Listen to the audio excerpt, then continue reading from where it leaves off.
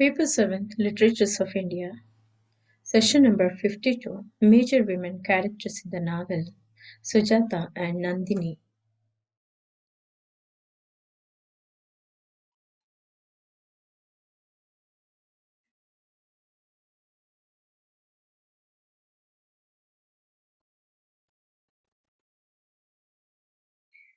The novel was written on the aftermath of the urban Naxalite movement and its effect on the family members of the deceased revolutionaries. The immediate source of the story was the killing of 11 young men with their hands tied behind them in Barasat in November 1970 and the slaughter of hundreds of Naxalites in Baranagar on 12 August 1971 by the police under the instruction of the ruling party as well as the party in opposition. The session aims to show the impact of the urban revolt on two bereaved mothers, Sujata and Somu's mother, and the survived Naxalite Nandini, and their act of resistance to the patriarchal society of the post Naxalite movement.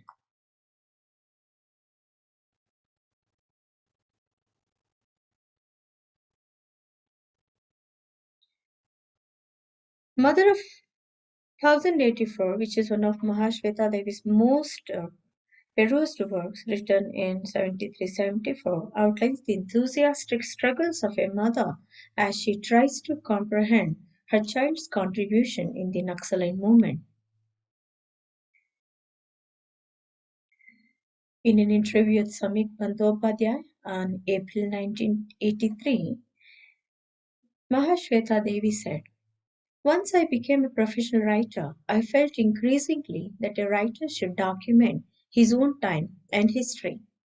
The socio-economic history of human development has always fascinated me, so I chose to resurrect older periods in history in their immediate physicality, as if they were nothing less than contemporary.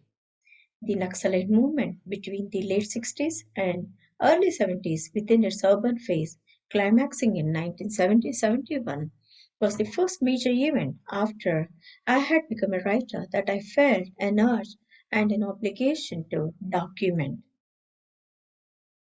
In her work Five Stories, the Naxal Andolan, an uprising that started in 1967 in Naxalbari, a village in northern West Bengal, and soon spread to urban places in Bengal until the mid 1970s, originated as an armed movement by a small group of farmers against zamindars, and they aimed to forcibly take away their lands from their master and redistribute those among the landless. They raised their voice against the established order and adopted violent measures against their exploitation by the landlords, bureaucrats, and industrialists. The revolt was supported by the local tribal community and it began to take a larger form. The movement resulted in bloodshed and spread like wildfire in the surrounding areas. What began off as a local uprising at the village level soon started to pull support of the majority of rural and later urban mass. Common people were progressively pulled into the vision of a class struggle to oust the existing order in favor of the oppressed. The intellectuals didn't pay any attention to the problem, rather, they were interested in the Bangladesh struggle for independence, and the small elites remained indifferent to the issue. The result was that the spirit of idealism and classless society as spread by the movement attracted the youth from both the high and the low classes in the urban areas. The deprived classes participated in the movement in the hope of development of their derogatory condition, and the high class youths were inspired by the formation of an ideal society as the outcome of the revolution.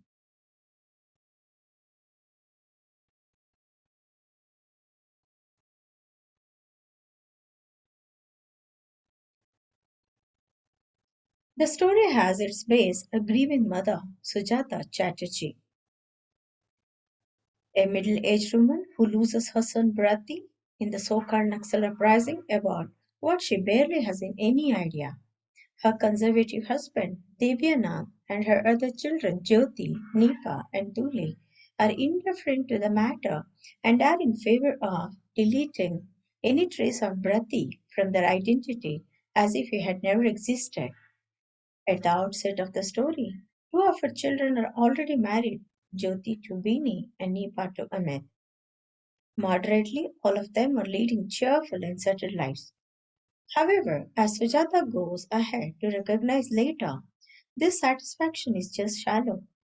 Fundamentally, Sujata makes this and a few other such revolutions simply after the startling and puzzling demise of Prati, with whom she has constantly shared an exceptionally intimate relationship.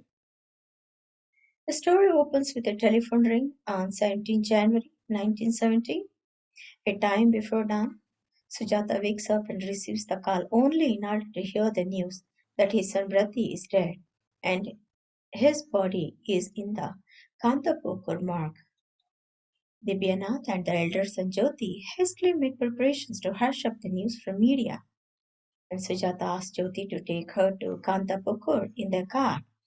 Her husband refuses in letting their car go to the morgue. The innocent Sujata is not listened to by both the male members in their house, and her silent sobs remains unheard by them. Jyoti and Jyoti's father are rushing about the place to hush up the news.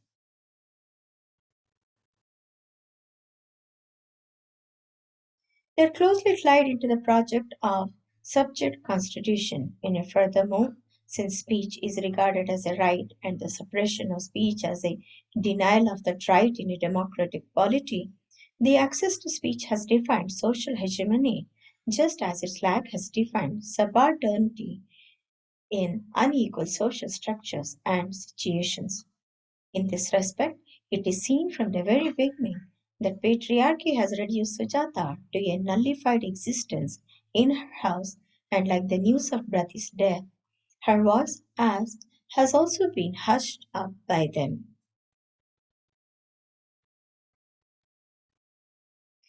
The month Sujata identifies Brati's tattered body with tag number 1084 tied to the first finger of his foot.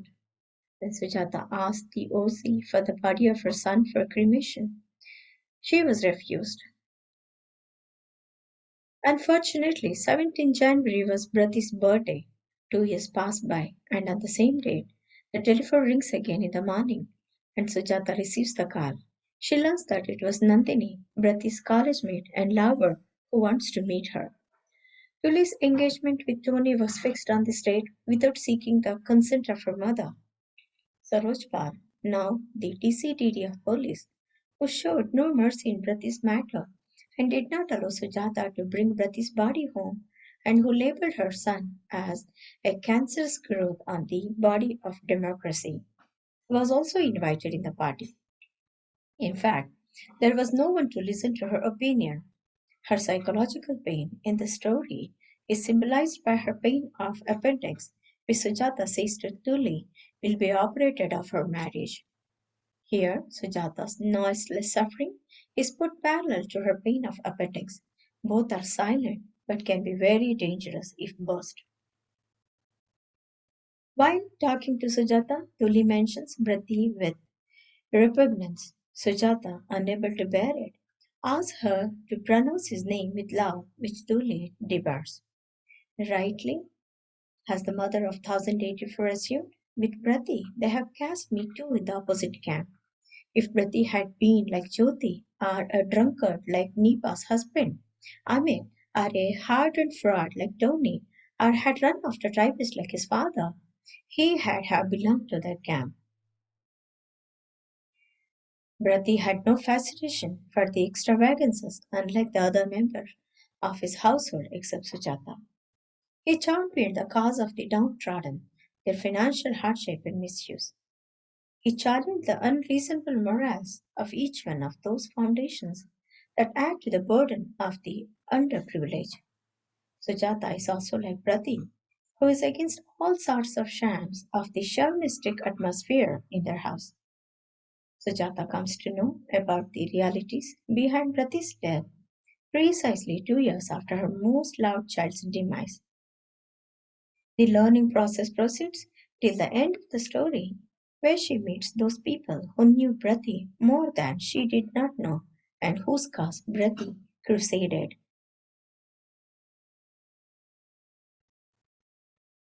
At first, she goes to Somu's house. Somu was Brati's friend, who also died along with Brati. Sujata explains, I didn't know Brati well enough. Somu's mother knew him better. When I visit him, I find Brati. Somu's mother informed her that Brati had come that fatal evening to convey some messages to his converts.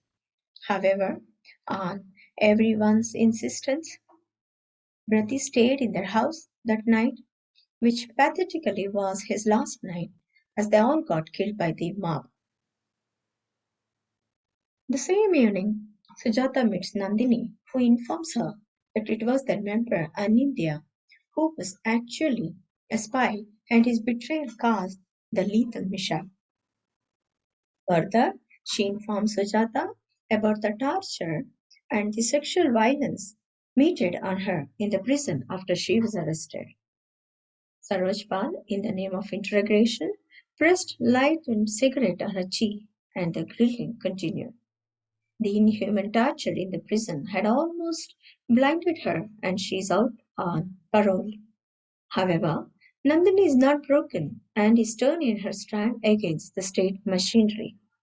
When Sujata comments that everything is over now, Nandini screams, how can you be so smug and complacent? With so many young men killed, so many imprisoned, how can you wallow on your complacency? It's your all's right with the world, let's go on nicely. That frightens me most. These words open Sujata's eyes to the fact that the atrocity she is facing in her personal life is almost equivalent to the violence the weaker sections are facing in the society. Thus, Sujata's meeting with Nandini and Soma's mother stirs her awareness to her ignoble and decrepit life she has been unconscious of. Maybe now the realization dawns upon her that if Brati, being her son, can stand against the ills of the society, then why cannot she stand against the violence meted on her in her house? And this thought draws her into a kinship with her son and his ideals. Back home, at the engagement party, Sujata witnesses all the hypocrites of the upper class society making false statements to fortify their status, which Sujata hates.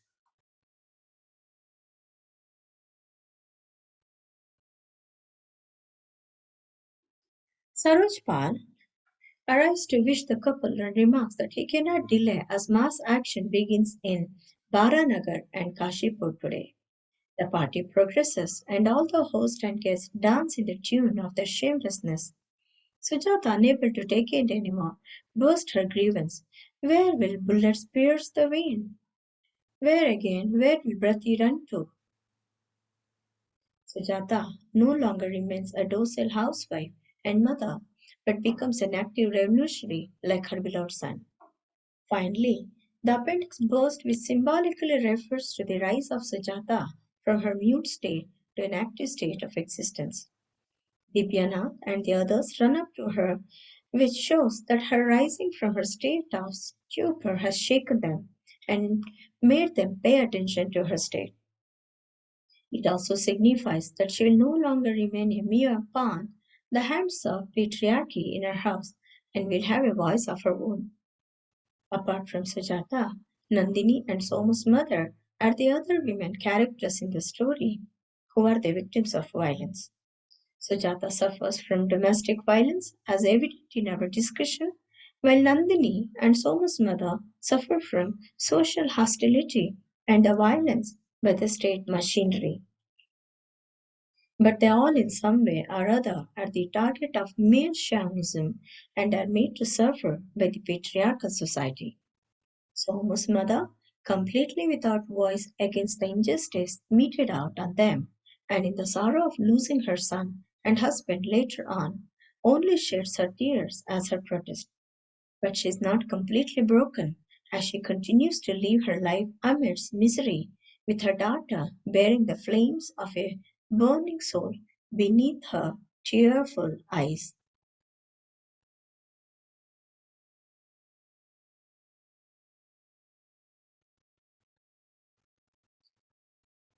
Now let us look into Nandini's character.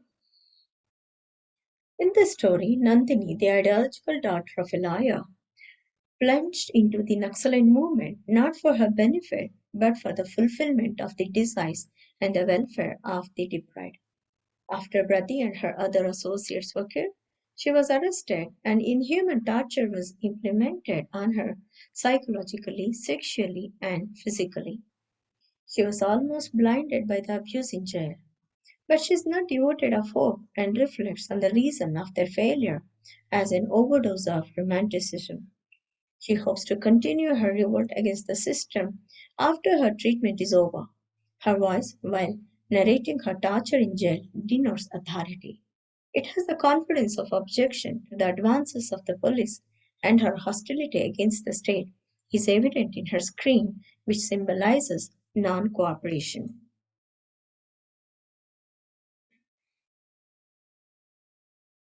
In the course of her narrativization,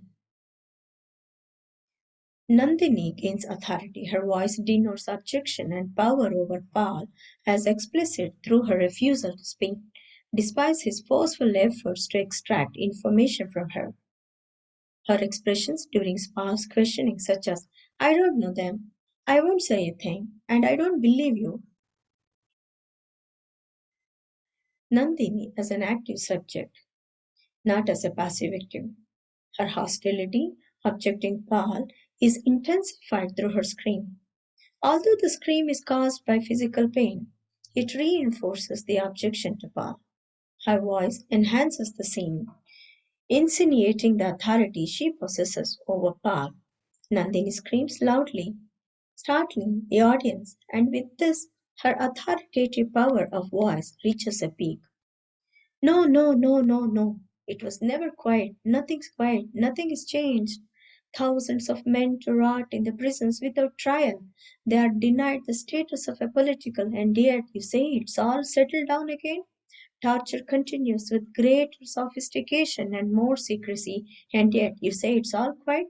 All quiet? What you need to get into your heads that nothing is quiet. The novel provides a space for Nandini to freely voice her accusation against the state. Ironically, and most dramatically, this happens when she is being tortured on bail. It is interesting to note here that fiction is used as a space to articulate alternative narratives of history, traumatic experience, and the voice of the voiceless. This is a role reversal of the state's power and an affirmation of marginal and suppressed voices against biopolitics.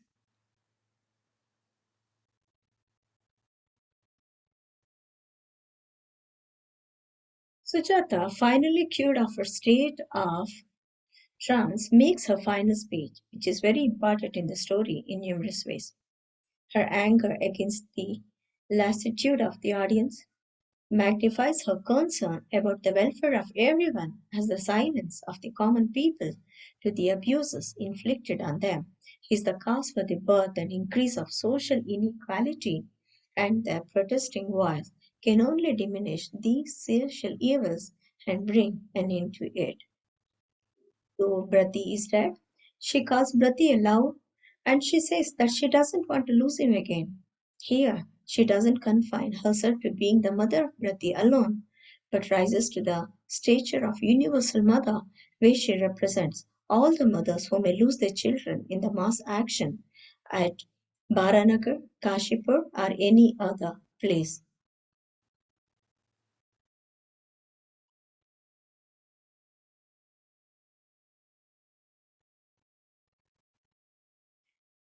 There are other characters like Devyanath and other female characters like uh, Bini, Nipa, Tuli, Hem, and Mrs. Kapadia, Somu's mother, and so many others. Mahashweta Devi's characters are painted with incisive, insightful strokes. Sometimes all it takes are a sentence or two to eliminate an entire persona, even tell a complete story. through just one family, she opens a viewing gallery to an entire section of society. The characters may be types, but the individual reaches out and makes his or her presence felt. They catch you, they take you effortlessly into their world, where along with the deep and beautiful and indestructible live the ugly, the mundane, the ones full of fear. Thank you.